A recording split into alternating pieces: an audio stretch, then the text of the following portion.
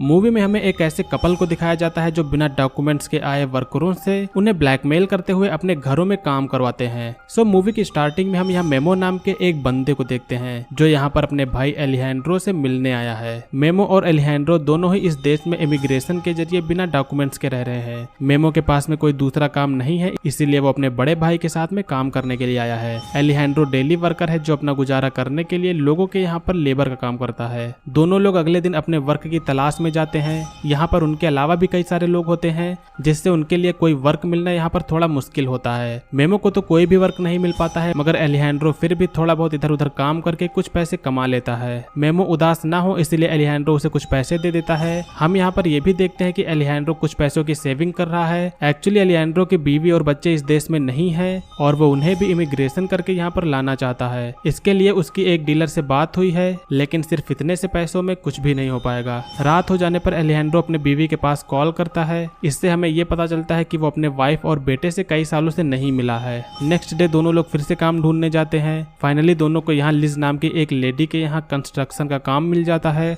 एलिजेंड्रो अपने भाई के साथ हेक्टर और टोनियो नाम के और दो शख्स को भी साथ में ले जाता है। सभी लोग इस रिच लेडी की कार में बैठकर उसके घर की ओर जा रहे होते हैं। उनको रास्ते से ही पता चल जाता है कि ये कोई आलीशान घर होगा। वो घर पर पहुंचते हैं, जिसके बाद में वो लेडी इन्हें इनका काम बता देती है और बाद में सभी लोग अपने काम में लग जाते हैं। सभी तो अपना काम कर रहे होते हैं, लेकिन हेक्टर लिज पर चांस मारने की कमी नहीं रखता। मगर जैसा कि ये सभी लोग लिज को समझ रहे हैं, लिज उससे काफी डिफरेंट है। कुछ देर बाद हम यहाँ पर लिज के हस्बैंड बेन को देखते हैं, जिसके बाद में हेक्टर का प्लान तो यहाँ पर फेल हो जाता है। मगर ये लोग अभी भी ये बात सोच रहे होते हैं कि एक खूबसूरत लेडी हम जैसे खतरनाक क्रिमिनल जैसे दिखने वाले लोगों को अकेले अपने घर में बिना डरे काम करने के लिए कैसे बुला सकती है। इन लोगों के काम करते हुए अब तक रात हो गई होती है, जिसके बाद में एलिजेंड्रो आज का काम खत्म करके आज के पैसे लेने के लिए घर के नजदीक जाता है, लेकिन घर में झांकने पर वहाँ पर कोई भी नहीं दिख रहा था। जिसके बाद में वो वापस काम वाली जगह पर आ जाता है। वहाँ पर पहुँचते ही यहाँ की लाइट्स जल जाती हैं। इसे देखकर ये लोग समझ जाते हैं कि वो लेडी इनसे रात में भी काम करवाना चाहती है, लेकिन अब तक ये सभी लोग थक चुके होते हैं। जिसके बाद में सभी लोग काम छोड़कर आराम करने में लग जाते हैं। ये सभी लोग आराम से सो रहे होते हैं, मगर तभी ली जाके इन सभी पर पानी डाल के इन्हें जगा देती है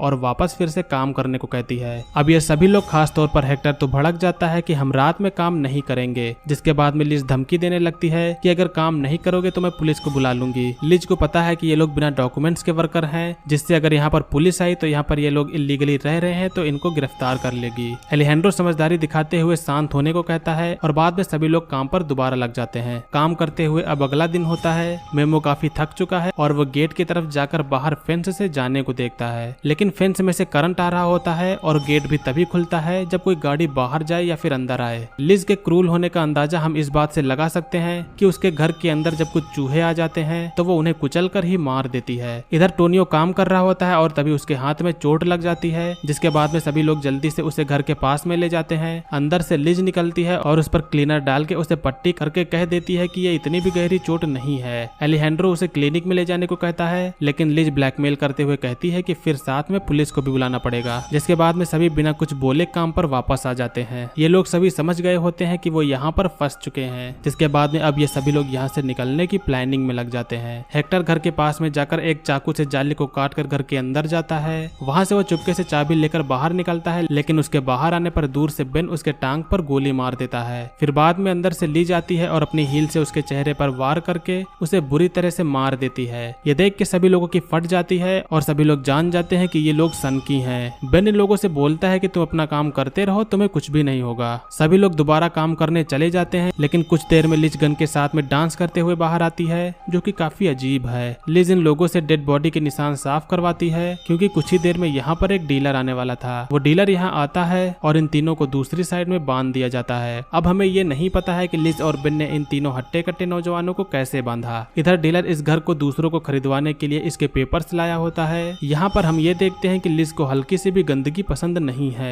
कुछ देर बाद डीलर जाता है और फिर लिज इन तीनों को खोलकर गन पॉइंट पर इनसे कपड़े उतरवाती है। कपड़े उतरवाने के बाद वो उनसे गड्ढा खुदवाती है। टोनियो के हाथ में चोट लगी थी और जब वो गड्ढा खोदने में जल्दी थक जाता है तो बेन आके उसे फावड़े की मदद से उसे मार देता है। और इधर ये लोग देखने के अलावा और कुछ नहीं कर सकते। जल्द ही शाम हो जाती है। हम यहाँ ये भी देखते हैं कि टोनियो अभी जिंदा है। मेमो को खुदाई करते हुए नीचे एक बड़ी जड़ मिलती है। एक्चुअली वो एक वायर का केबल था, मगर मेमो जड़ कहकर फावड़ा मांगता है और जब वो इस वायर को फावड़े से काटता है तो यहाँ सारी लाइट चली जाती है, जिसके बाद में सभी लोग इधर उधर भागने के लिए चले जाते हैं। टोनियो भी वहाँ से भाग के फेंस के पास चला जाता है। अब जैसा कि लाइट तो है नहीं, तो टोनियो इस फेंस पर चढ़ के बाहर चला जाता है। टोनियो तो बाहर चला जाता है, लेकिन जब बेन उसके पीछे उसे पकड़ने के लिए जाता है तो लिज इधर लाइट को ऑन कर देती है और बेन शॉक लगने से नीचे गिर जाता है। टोनियो कुछ ही दूरी पर जा पाता है, लेकिन बेन वहाँ पर पहुंचकर उसे गोली से तभी मार देता है। इस तरफ मेमो और एलिजेंड्रो दोनों लोग घर के अंदर घुसकर यहाँ से जाने के लिए चाबी ढूंढ रहे होते हैं, लेकिन इसी दौरान यहाँ का पालतू डॉग आ जाता है। वो एलिजेंड्रो पर हमला कर देता है। मेमो इस डॉग को छुड़ाते हुए उसे चाकू मार देता है, लेकिन तब तक यहाँ पर बेन आके उसे मार कर बेहोश कर देता है। अब अगले दिन हम देखते हैं जहाँ लिज और बेन दोनों लोग काफी तैयार होके इस घर को जो खरीदने आने वाले हैं उनका वेलकम कर रहे हैं, और दूसरी तरफ मेमो और एलिजेंड्रो एक जगह पर कैद होते हैं। ये जगह पूरी तरह से लॉक होती है। इधर जो कपल घर देखने को आए होते हैं उन्हें ये घर काफी पसंद आता है। अब रात हो जाने पर मेमो देखता है कि एक जगह से पानी की लीकेज हो रही है।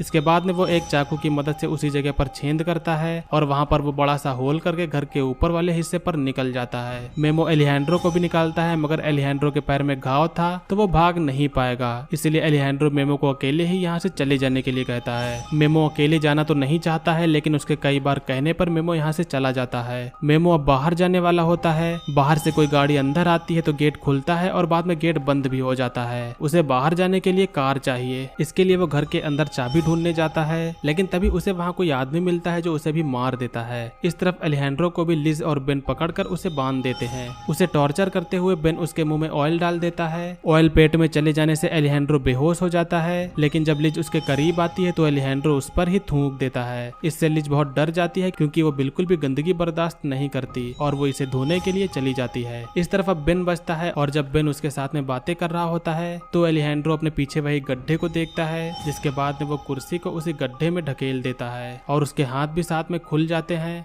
बेन उसे देखने के लिए उसी गड्ढे में नीचे जाता है और इधर एलिजेंड्रो को चाकू मिल जाता है, जिसके बाद में वो उसी से बेन को चाकू मार देता है। अब एलिजेंड्रो यहाँ से आजाद हो चुका है। उसने इस घर पर काम किया, लेकिन इन लोगों से बदला लेने के लिए वो इनका घर अब जला देता है। लिज इधर से देखती है कि उसका घर जल रहा है। वो चीखते हुए बाहर निकलती है और फिर बाद में वो बेन को बुलाती है। वो घर के अंदर जाती है और वहाँ भी घर की हालत खराब होती है। लिज को अभी नहीं पता है कि बेन मर चुका है। वो सीढ़ियों पर गंदगी को देखती है और उसे फॉलो करते हुए कमरे में जाती है। यहाँ पर एलिजेंड्रो होता है, जो उस पर हमला करके अब उसे गन की नोक पर रख के उसके सामने गिर के माफी मांगने को कहता है, लेकिन लिज इसी दौरान एलिजेंड्रो के घाव पर काट लेती है और यहाँ से भाग जाती है। मगर आखिर वो यहाँ से कहाँ भाग पाएगी और अंत में वो मारी जाती है। लास्ट में सिर्फ एलिजेंड्रो बचता है। कुछ समय बाद पुलिस आती है और यहाँ पर क्या हुआ और किसने ये सब किया कोई भी नहीं जान पाता है। एलिजेंड्रो बाकी पैसे लेकर अब उसी शख्स के पास में जाता है, जो अब उसके फैमिली को भी इस जगह पर ले आएगा। न जाने और भी कितने लोग यहाँ पर एलिजेंड्रो की तरह हैं, जो इस कंट्री में स्लेवरी की जिंदगी जी रहे हैं।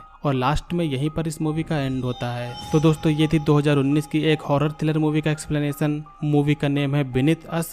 उम्मीद करता हूँ कि आप लोगों ने इस मूवी के एक्सप्लेनेशन को एंजॉय किया होगा। मूवी का एक्सप्लेनेशन अगर आपको पसंद आया तो वीडियो को लाइक करिएगा। चैनल पर अगर आप लोग नए हो तो सब्सक्राइब करिएगा। आज की वीडियो के लिए बस इतना ही। मिलेंगे अगली वीडियो में, तब तक के लिए बाय। जय हिंद, वंदे मातरम।